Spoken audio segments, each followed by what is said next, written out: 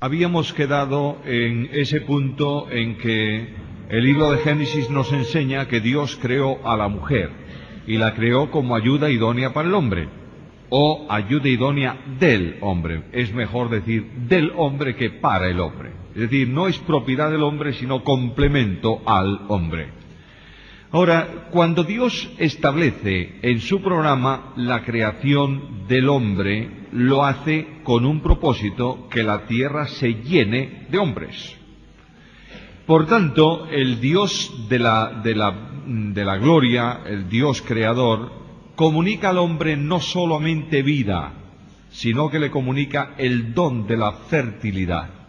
El primer regalo de bodas que Dios hizo a la primera pareja fue el don de la fertilidad. Miremos capítulo 1 de Génesis y versículo 28. Los bendijo Dios y les dijo: fructificad y multiplicaos. Luego, el don de la fertilidad es un regalo que Dios da a la primera pareja para que procreen y multipliquen la especie, la raza humana en la tierra. Este don de la fertilidad tiene que ver, está muy vinculado, como sabéis, con lo que se llama la sexualidad. Esa es una bendición especialísima que Dios da al hombre. El hombre y la mujer son iguales como creación de Dios, pero son diferentes en cuanto a constitución y en cuanto a personalidad. Es más, la personalidad tiene que ver con cada individuo. Por tanto, todos los hombres y las mujeres son distintos, son diferentes, tienen distinta personalidad. Que la personalidad, lo veremos Dios mediante más adelante en la parte inmaterial, es la expresión de la persona en cuanto a cumplimiento de obligaciones. Anticipo esto por si alguno quiere ir pensando en esto con un poco de detalle. Cuando, por ejemplo, vas a comprarte una finca, el notario, al menos en España, no sé si llamáis notarios aquí, como notarios, escribanos o algo así, te dice: ¿usted tiene limitación de su personalidad? No. Entonces puedes firmar. Pero imagínate que traes un hombre, una persona psíquicamente disminuida, yo que sé, un retardado mental, lo digo con mucho cariño para él, y le pregunta el notario: oiga, ¿usted quiere comprar esta propiedad? Y él dice: no, yo quiero comer un pato. Y el notario dice: no tiene personalidad, no sirve. No puede obligarse, porque no tiene personalidad. Cada persona manifiesta su condición moral al exterior en actos que tienen que ver con la personalidad. Ahora, el hombre y la mujer son dotados de un deseo profundo de intimidad el uno para el otro. Capítulo 2, versículo 24. Dejará el hombre a su padre y a su madre y se unirá a su mujer. Y ahora viene la intimidad sexual de la pareja. Y serán una sola carne. Notad que esta expresión, una sola carne, se utiliza en el Nuevo Testamento para hablar de relación íntima entre un hombre y una mujer, incluyendo una relación ilícita. ¿No recordáis que en capítulo 7 de primera carta a los Corintios se habla de aquel que se une a una ramera? Es un cuerpo con ella. Así que estamos, y dice: porque dijo Dios, y está refiriéndose a este principio especial del libro de Génesis. Ahora, la mujer, en este sentido, para el hombre llega a ser tan deseable que el hombre quiere hacerla su compañera y su esposa. A veces pensamos que la cuestión de la sexualidad es un tema que no debe ser abordado en el mundo evangélico y es un medio tabú. Está aquí. Y no podemos entender realmente la procreación de la especie humana si no entramos en este asunto. La unión de un hombre y de una mujer sugieren el aspecto permanente tanto de comunión espiritual como de unidad material, física, entre sus propios cuerpos. La historia ha deteriorado este principio bíblico, ¿sabéis? De manera que el hombre ha llegado a exigir a su mujer pureza moral, solamente para mí, mientras que él podía ir por ahí con cualquier mujer aparte de la suya. Esto es una manifestación clarísima, ¿sabéis de qué? Entre otras cosas, de egoísmo. Porque el hombre es el hombre y la mujer es un objeto para el hombre. No está en la Biblia, ni está en el plan de Dios. ¿Entendemos bien esto? Luego, cuando uno de los cónyuges es infiel al otro, no está actuando, y yo voy a hablar para los hombres porque al fin y al cabo yo soy un hombre. Cuando un varón, cuando un marido es infiel a su mujer, no está actuando como un hombre, está actuando como una bestia. ¿Está claro o no? Lo quiero decir con toda la claridad y la puntualidad. Vosotros veis un animal del campo que le interesa, un perro anda detrás de todas las perras que puede, valga la expresión. Un hombre es un ser inteligente, absolutamente inteligente y consciente de la voluntad de Dios, por supuesto si es creyente, pero en el sentido general de la moralidad, todo hombre entiende que cualquier cosa contra su mujer, hecha contra su mujer, quebranta una promesa, ¿verdad que lo entiende todo el mundo? Muy bien. Los cónyuges, en el libro de Génesis se nos dice que estaban desnudos. Capítulo 2, versículo 25. Y estaban ambos desnudos, Adán y su mujer, y no se avergonzaban. Este versículo tiene una gran importancia, ¿sabéis? Sería muy interesante dedicarle unos cuantos minutos, no tenemos tiempo. En primer lugar, una de las cosas que sorprende es que el libro de Génesis digan que estaban desnudos, cuando Dios los creó así. ¿No os parece que es una redundancia? ¿Cómo creó Dios al hombre? ¿Vestido de traje, de chaqueta y corbata, o lo creó así, con el cuerpo bien visible? Y a la mujer también. Y no se dice en el libro de Génesis que se vistiesen o que Dios los vistiera hasta que cayeron en el pecado. Luego, ¿por qué dice esto el Génesis? ¿O es que la Biblia dice aquello que no tiene razón de decir? ¿O es que hay palabras que sobran en la Biblia? Todos sabemos que no. Luego hay una razón. Notemos un momento ese versículo. En primer lugar, dice que además de estar desnudos, no se... ¿Y qué es la vergüenza?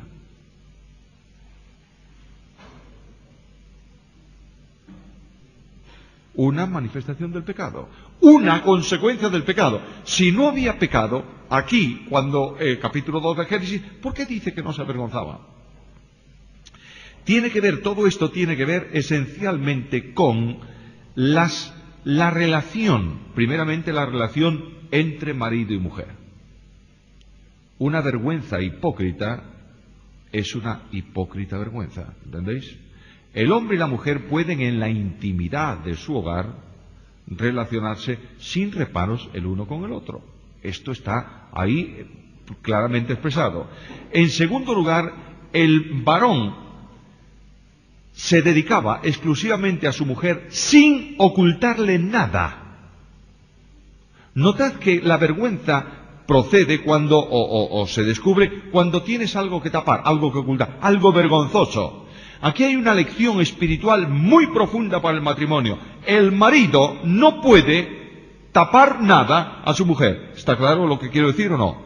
No solamente en cuanto a aspecto físico. Bueno, en la epístola del apóstol Pablo a los Corintios recordáis que el apóstol dice: no os neguéis el uno al otro. Y tiene que ver con la relación íntima dentro del matrimonio. Yo no sé si os dais cuenta que el pecado ha convertido esta bendición en moneda de cambio. De manera que yo me enfado con mi mujer y me niego a ella, o al revés. ¿Es bueno eso? ¿Eso es egoísmo? ¿Qué? Puro. Claro, los maridos esta noche estamos diciendo: ¿ves? Ya lo sabía yo, mi mujer es así. Cuidado, porque cuando tú exiges tus derechos eres también un... ¿qué? Egoísta. ¿Está claro? Porque el apóstol Pablo dice: maridos, amad a vuestras mujeres ¿cómo? Como Cristo. ¿Y qué es lo que está pidiendo Cristo para seguir amando a la iglesia? Que la iglesia le satisfaga permanentemente. Pobres de nosotros si esto fuera así. El marido tiene que entender que es un privilegio amar sin recibir. Eso es más bienaventurada cosa. Bueno, pero la mujer también, por favor, no solamente el marido en este sentido. Estaban ambos desnudos, no se avergonzaba. Aquí hay toda una enorme teología sobre la sexualidad correcta dentro del matrimonio. Ahora notad que este sentimiento de atracción física entre el hombre y la mujer obedece a un programa que Dios establece para la procreación, es decir, para la perpetuación de la especie. Mirad, por ejemplo, capítulo 4, versículo 1. Conoció Adán, tuvo relación íntima, Adán a su mujer Eva, la cual concibió y dio a luz a Caín, y dijo, ¿por voluntad de qué? De Jehová. Luego, todo la relación sexual en el matrimonio es enormemente gratificante. Dios lo ha hecho, ¿para qué? Para que no solamente el hombre cumpla su función, y la mujer, en la procreación, sino que lo hagan placenteramente. ¿Entendemos bien esto? Muy bien. También tenemos que tener muy en cuenta que el apóstol Pablo dice en la carta a los Corintios que es bueno que el hombre o la mujer que no tiene don de continencia se case. Es mejor casarse que quemarse, dice, estarse quemando, dice el texto griego. Entonces no se refiere ahí Pablo a la licencia de caer en un pecado sexual si no estás casado. A veces algunos dicen, bueno, es que, claro, como no estoy casado, caí. No, Pablo no dice eso. Pablo dice que una persona que no está casada y no tiene don de continencia, se quema íntimamente ¿de qué? Del deseo natural de convivir con otro elemento de su especie en el sexo opuesto. Bueno, todo esto es muy interesante, pero tenemos que avanzar inmediatamente. Hemos visto la creación del hombre y la creación de la mujer. Yo quiero llamar vuestra atención ahora a algo que tiene que ver con conceptos tal vez no bíblicos sobre la creación, pero que el estudioso de la Biblia, la creación del hombre, se entiende, de la mujer, pero que el estudioso de la Biblia tiene que tenerlo también claro. En primer lugar, la doctrina no bíblica más extendida se llama evolución. De manera que el hombre, dicen los científicos, no es el resultado de la acción de Dios, es la consecuencia de la evolución. Ahora, ¿qué es la evolución? Tengamos también mucho cuidado cuando hablamos de esto, porque a veces se oyen simplezas que cuando una persona científica las escucha, dice, este es un simple, no sabe lo que está diciendo. A veces nos imaginamos una celulita por ahí que sale del mar y de pronto cuando llega a la orilla le nacen 4 patitas y eso no es evolución, eso es imaginación más que evolución. La evolución enseña que todos los seres vivos proceden de algo que ha surgido en el tiempo antecedente y que debido a un proceso de selección natural, en donde los más débiles van cediendo espacio a los más fuertes y de adaptación a lo largo de aproximadamente 3.000 millones de años, se producen los seres evolucionados y especialmente policelulares que constituyen los animales, las plantas y el hombre. Ahora, hay 2 tipos de doctrina de evolución: la evolución atea y la evolución teísta. ¿Qué quiero decir con esto? El evolucionismo ateo o evolucionismo no teísta propone que todo cuanto existe se originó casualmente o como consecuencia lógica de un proceso en el cual coincidieron los elementos que hicieron posible lo que tenemos hoy. Estos dicen que esencialmente se tiene que producir una fusión, sí, bueno, pero tiene que haber una coincidencia, es la palabra que estaba buscando, de elementos condicionantes en los cuales pueda surgir la vida. Y estos hombres dicen, estos teóricos dicen que el caldo de cultivo para esa vida era el mar, el calor de entonces, los gases, etcétera, etcétera, produjeron unos elementos necesarios en los cuales surge la vida y así apareció. Pero esto no es nada moderno, ¿sabéis? Esto es muy viejo. No los gases y la fusión de los elementos, porque no lo sabía, pero sí la idea de la evolución de especies inferiores a especies más avanzadas, que a última hora eso tiene que ver con la evolución. Eso lo creían los griegos. Y los griegos explicaban que las especies más elevadas, más superiores en la escala animal del reino animal, venían de especies más inferiores, menos evolucionadas que estas. Y esto, que era una teoría de los griegos, pues oye, quedó en el olvido hasta el siglo XVIII. Y en el siglo XVIII, especialmente un hombre que se llamaba Erasmus Darwin,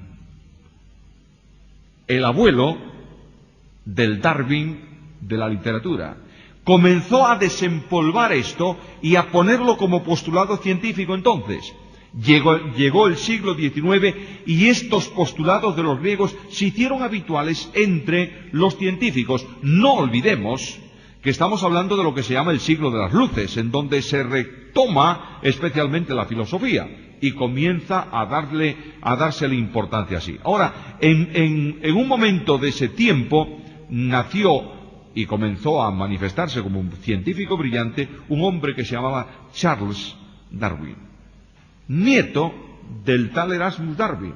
Y este hombre comenzó a pensar que los animales y el hombre procedían de una evolución interespecies que fue llegando y desarrollándose hasta aquí, y él escribió un libro que se titula El origen de las especies en la selección natural. Este libro salió en el año 1859 y ese libro es la Biblia del evolucionismo. Darwin pensó que a lo largo de un largo viaje que hizo alrededor del mundo iba a encontrar lo que él llamaba el eslabón perdido, que podría vincular una especie con otra inferior. No lo encontró. Dijo, bueno, va a aparecer, porque cuando los fósiles se descubran y se investiguen, va a aparecer. Y resulta que, mirad, tenemos tantos millones de fósiles hoy en día en el mundo que necesitamos computadores para clasificarlos. No ha aparecido el eslabón perdido de Marras.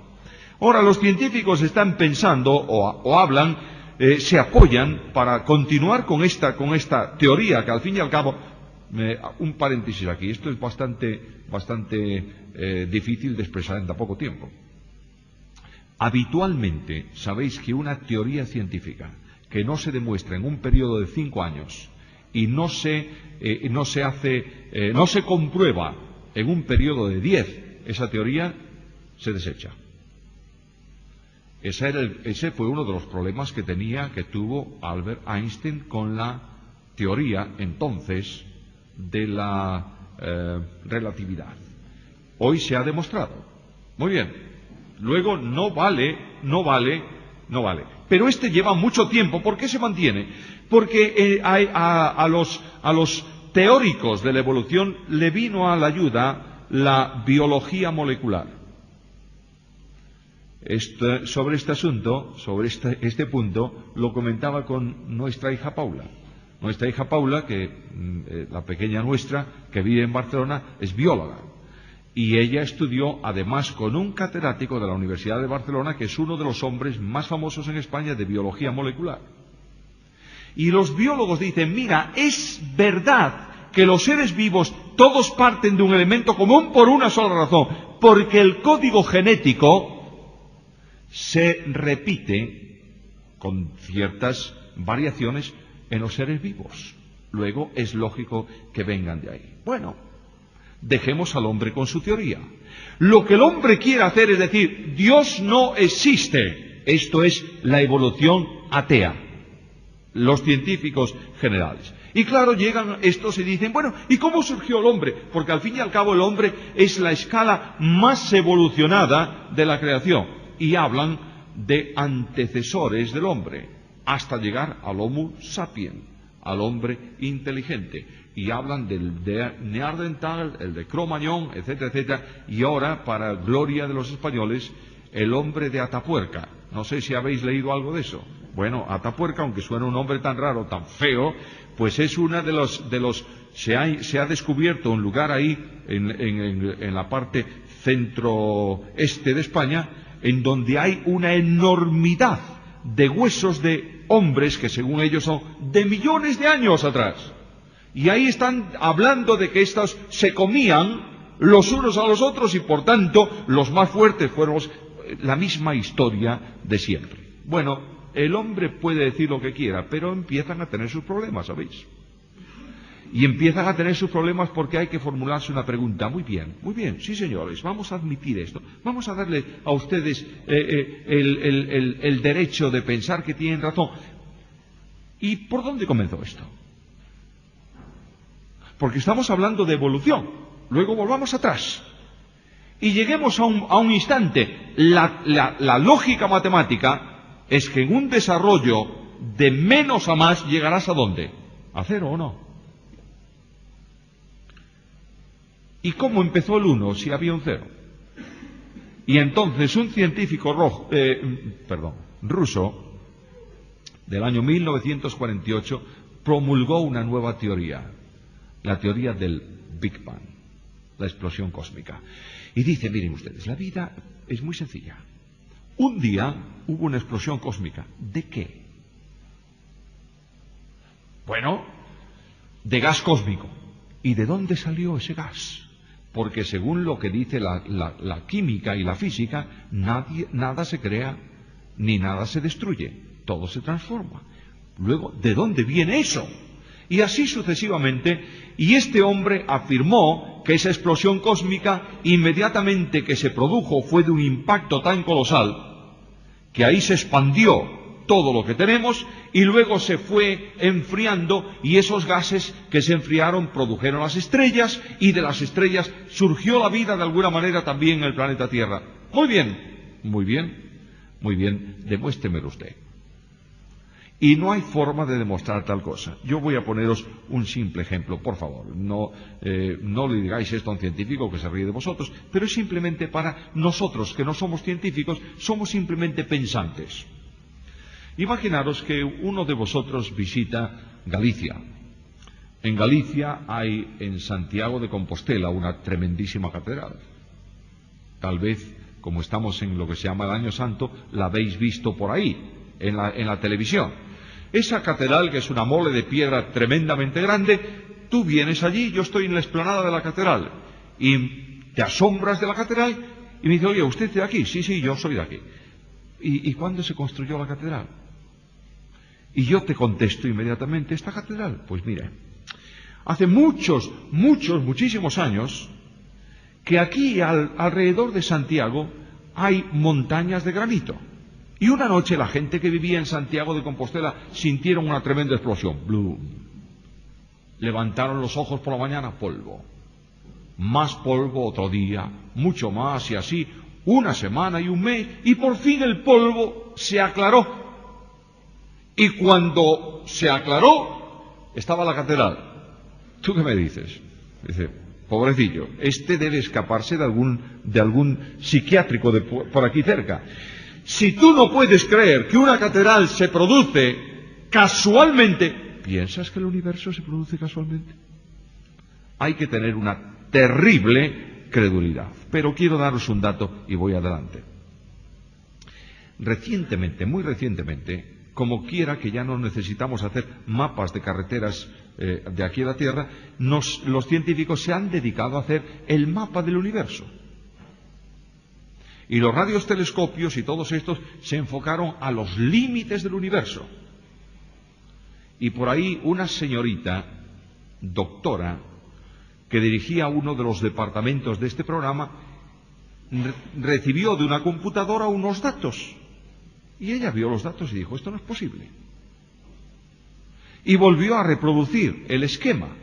Y la computadora volvió a darle lo mismo. Y entonces llamó al director del programa y le dijo, vamos a ver, aquí parece ser que allá en los límites del universo hay una galaxia que funciona justo al revés del resto. Y el científico dijo, ¿cómo es posible? Volvieron a lo mismo. Y ¿sabéis lo que dijo este hombre?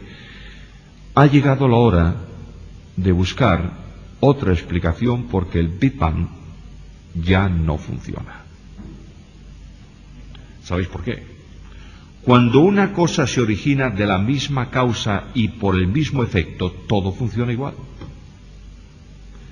Y parece ser que esa constelación, si todas giran así, esa gira en sentido contrario. Lo cual quiere decir que esa teoría del Big Bang ya no es sostenible por la ciencia. Y ahora mismo se está diciendo algo y se habla de mutaciones genéticas. Bueno, esto es verdad, ¿eh? Cuando tenéis por ahí un virus que se hace resistente a algo es que muchos murieron en su entorno, pero uno es capaz de resistir eso y ese se replica en otros que son resistentes. Bueno, dejemos la ciencia ahí a un lado, porque si nos liamos en esto, yo no soy científico y diré alguna tontería más de las que estoy diciendo. Vamos a algo más concreto.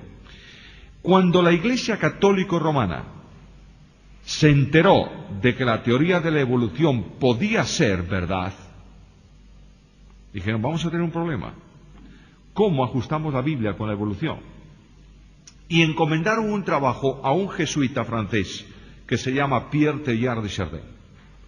Este hombre, que entre otras cosas es una mente de esas clarísimas para razonar, aunque no tenga ningún tipo de base en el razonamiento, comenzó a presentar un sistema que es una mezcla de teología con filosofía y también con antropología. Y este hombre llegó a elaborar un sistema que es así de fácil de escribir. Si alguien tiene interés, yo le voy a recomendar un libro de Teilhard de Chardin, por favor. Es una herejía eso, quiero advertirlo. Pero si queréis leer el libro, hay un libro de él que se titula El fenómeno humano. Y ese libro se edita por la editorial católica BAC, la Biblioteca de Autores Católicos de España, y fue editado en el año 1955. Ahí tenéis el pensamiento de Teilhard. Él dice lo siguiente: Dios puso en funcionamiento la creación. Dios dijo sea, pero no hizo lo que nosotros vemos. Eso está escrito para que los hombres de los tiempos de Moisés y estos entendieran. Nosotros no necesitamos eso. Dios está produciendo algo que va en un desarrollo cada vez superior y no se ha detenido. Luego, en un principio, surge lo que se llama la biosfera, es decir, la esfera de los seres vivos. E inmediatamente que Dios permite que esa evolución continúe, nace otra cosa que se llama la noosfera, que es la esfera de la inteligencia, que rodea al hombre en el acto o en razón de la evolución que Dios permitió. Ese hombre va desarrollándose y va creciendo en el pensamiento hasta llegar en el futuro a la inteligencia perfecta que está expresada en la Biblia con un nombre que se llama Jesucristo. Por tanto, él elaboró un sistema que se llama el sistema alfa y omega. Quiere decir que en el principio, en el punto alfa, Dios puso en marcha, digamos, la mecha de la evolución, y ahora la dejó ahí. Y eso va creciendo hasta que llegue al punto omega, que es Cristo, en donde todos nosotros seremos semejantes a ¿quién? A Cristo, lo dice Romanos. ¿Entendéis a dónde va este hombre? Y este hombre con esta teoría tan extraña ha llegado a manifestar, lo veremos más adelante uno de estos días, ha llegado a hablar de una cosa que es herejía absoluta. Y él dice que Adán, cuando fue creado como un elemento solo, y en Adán había hombre y mujer. Y luego en el tiempo se desdobló en macho y hembra de la especie para continuar en el desarrollo evolutivo. ¿Comprendéis lo que quiere decir eso? Eso es el evolucionismo teísta. Y él llega a hablar, a proponer, y lamentablemente eso ha entrado en el mundo evangélico, de que el hombre es una persona colectiva. Claro, le preguntas a este tipo de personas, ¿y si es hecho imagen y semejanza de Dios, Dios es persona colectiva? ¿Sabes qué dice Teilhard de Chardin? Dios es una persona colectiva. Eso es una herejía. Dios no es una persona. Dios es un ser que existe eternamente ¿en qué? En tres personas: Padre, Hijo y Espíritu Santo. Ahora, la controversia surge entre evolucionistas y creacionistas. Hermanos, la Biblia es esencialmente un libro de fe. ¿Tú crees en ella? Muy bien. ¿Qué dice la Biblia? No entremos en polémica. En el principio creó Dios. Punto. Dejad que los evolucionistas y todos estos se vayan estrellando poco a poco a lo largo del tiempo. La palabra de Dios permanece inalterable para siempre. No hay duda que Dios también cría, y nosotros somos criaturas de Dios, porque el Dios que crea, cuida.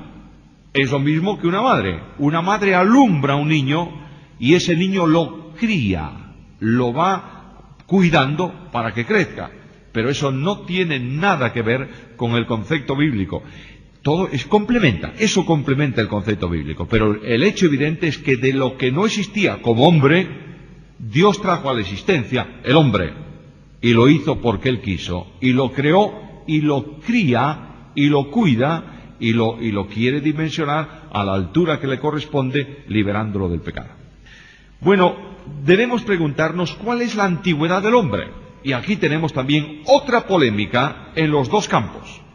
Por un lado, el campo genérico que habla de millones de años y habla de carbono 14 y de cosas de ese tipo, que es verdad en cuanto a datación del carbono 14 en debidas circunstancias y condiciones, ¿entendéis? Pero no es absolutamente fiable. Puede modificarse las circunstancias que rodean para que el carbono 14 falle. No vamos a hablar de física ni de química en esta ocasión. Tenemos que ver los datos de la Escritura. ¿Cuánto tiempo hace que el hombre está en la tierra? Bueno, si tomas las genealogías bíblicas y comienzas a sumarlas, llegas a una conclusión que yo quisiera deciros con mucho respeto, por favor. Como esto no es doctrina fundamental, me vais a permitir que lo diga, que discrepe. Llegáis a una cifra aproximadamente de unos 6.000 años hasta hoy. 2.000 hasta Cristo, 2.000 hasta Abraham, 2.000 hasta Adán. Bueno, yo quiero haceros reflexionar un poquito. Las genealogías bíblicas no son cronologías bíblicas. En la Biblia interesa vincular dos elementos de la raza humana. Por ejemplo, interesa vincular a Jesús de Nazaret como hombre con Adán, Lucas. Y Lucas se va remontando, hijo de este, hijo del otro, plum, plum, plum, plum, plum, hasta que por fin lo vincula con Adán. Pero no describe Lucas todos los hombres, hijos, nieto, bisnieto, tataranieto, etcétera, etcétera, Adán hasta llegar a Cristo. Lo que está es mencionando personajes que lo van relacionando hasta entroncarlo con Adán. No es una cronología, es una genealogía. Luego, la Biblia tiene, en este sentido, grandes desarrollos de tiempo entre un personaje y el otro. Voy a poneros un par de ejemplos porque es mejor un ejemplo que las palabras. Génesis capítulo 46, por favor, versículo 19. Los hijos de Raquel, mujer de Jacob, ¿cuántos son? Muy bien, 2. Ahora, ¿qué dice un poquito más abajo en el versículo 22? Estos fueron los hijos de Raquel, que nacieron a Jacob. Por todas, 14 personas. ¿Qué pasa aquí? Está hablando de descendientes de... ¿Entendéis? Luego no está diciendo que solamente tuvo 2 o que tuvo 14. Está relacionando en un solo pasaje a Jacob con su descendencia porque es lo que interesa en el libro de Génesis en relación sucesiva. Por ejemplo, en Mateo capítulo 1 y versículo 11 dice que Josías engendró a Jeconías, pero falta un personaje en el medio, porque aquí se habla de un abuelo a un nieto. Cuando leamos en la Biblia, fulano engendró a zutano, no significa siempre de padre a hijo, sino de antecesor al que le sigue, a sucesor. De antecedente a consecuente de esa persona, ¿entendéis? Hasta tal punto que a veces en la Biblia se menciona fulano de tal, que engendró pueblos y naciones. Luego, Lo que sí es muy claro es que tú puedes llegar a una cronología bastante precisa hasta Abraham, pero no de Abraham para atrás. Y hay un propósito de vincular una serie de grupos numéricos de genealogías, tantas genealogías, 14, 40, lo que sea, de una situación a otra situación por necesidad de desarrollo bíblico, pero que no tiene nada que ver con tiempo literal. ¿Entendéis? Luego, cuando alguien te diga, es que se ha demostrado que los primeros hombres en la tierra, en vez de 6.000 años, tienen 14.000, bueno, ¿y a mí qué me importa eso? Lo que sí tengo muy claro es que el primer hombre que apareció en la tierra haga 6.000 o 14.000 años, era el resultado de la acción de Dios. Eso sí que me interesa. Y por supuesto, no hablemos de millones y millones de años para atrás, porque eso está vinculado con un proceso de evolución. Muy bien. La historia, los datos históricos hablan también, sin duda alguna, de un terreno largo. Ahora, si alguno es muy conservador y te dice, no señor, 6.000 años, no vamos a discutir por eso. Mirad, mis queridos hermanos, yo quisiera dejar una idea, introducir una idea en la mente de todos vosotros, o hacerosla recordar.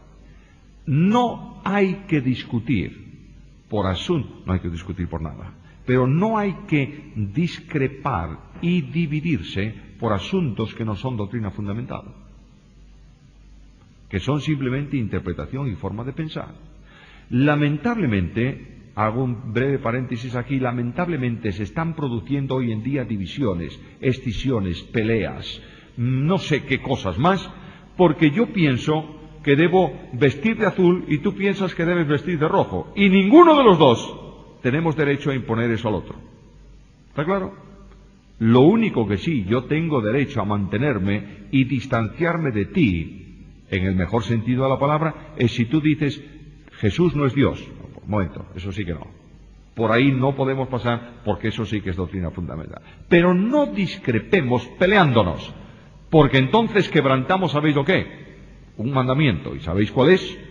Solícitos en guardar la unidad del Espíritu en el vínculo de la paz. Hemos quebrantado un mandamiento doble, la pelea y la unidad. Esto no tiene sentido común, ¿entendéis? Claro, alguien dijo por ahí que el sentido común es el menos común de todos los sentidos, y esto es verdad, y especialmente a veces entre los creyentes. Ahora, la longevidad del hombre primitivo es tremenda. Vosotros veis que en la Biblia se habla de personas que tuvieron 600 años, 800 años, 900 años. ¿Es verdad ese tiempo? ¿Se puede decir que fulano de tal tuvo 900 años? Pues yo creo que sí, porque lo dice la palabra de Dios. Muy bien. Hay un momento en la historia de la humanidad en que el tiempo de vida decrece. ¿A partir de qué? Del diluvio. No sé, yo creo que en una de las notas más adelante está esto, pero por si acaso no está. Miremos un momento el libro de Génesis. Capítulo 6, versículo 3. Dijo Jehová, no contenderá mi espíritu con el hombre para siempre, porque ciertamente él es carne, mas serán sus días 120 años. ¿Qué quiere decir? ¿Que Dios estableció que el hombre viviera solo 120 años? ¿O hubo una reforma después? Porque David dice que la edad del hombre son 70 y lo más fuerte 80, con todo ya es cansancio, pesadez. ¿Cómo es esto? Bueno, es que 120 años son el tiempo que le dio de gracia a los hombres antediluvianos con el mensaje de Moisés, de Noé. Dios dijo, no vivirá el hombre de hoy más que 120 años, pero no lo tomes como la limitación de la edad biológica del hombre. A partir de ahí, como algunas veces se oye decir y algunas veces se dice. Lo que sí es cierto es que el hombre disminuyó en su edad. Algunos científicos, hablaba hace poco tiempo con un médico en España muy famoso, un creyente de punta a pies a cabeza, que se llama Pablo Martínez. Y este hombre, que es un hombre que ama la Biblia, me decía, ¿sabes una cosa? Que muchas veces los científicos razonan sobre la acción del sol en la limitación de la vida del hombre, porque aparentemente no había un sol despejado antes del diluvio, por cuanto se habla de un arco iris que aparece en las nubes, y eso es el resultado lógico de una lluvia bajo un sol, si no, no hay arco iris. Y el libro de Génesis habla de que había fuentes del abismo arriba y fuentes abajo cuando el diluvio se produce. Algunos suponen que había un manto de nubes o de agua que rodeaba la tierra, y entonces esto era un invernadero, los rayos del sol nocivos para la salud no llegaban a incidir sobre el hombre. Bueno, son postulados científicos que pueden ser o no, pero tampoco me importa nada. Lo que sí sé es que la Biblia dice que por alguna razón Dios limitó la edad del hombre, y lo dice el salmista, y yo lo acepto como tal, conforme a la revelación de Dios. Ahora, mis queridos hermanos, el hombre antes vivía muchos años, hoy vive menos, pero al fin y al cabo todos mueren. Y nuestro cuerpo tiene muchas limitaciones, ¿o no? Tenemos mucho frío hoy, yo al menos un poco, porque tenéis los de Mendoza, dejasteis la puerta ahí abierta a la cordillera y, amigo, está entrando todo lo que tú quieres. Pero hay el deterioro natural del hombre.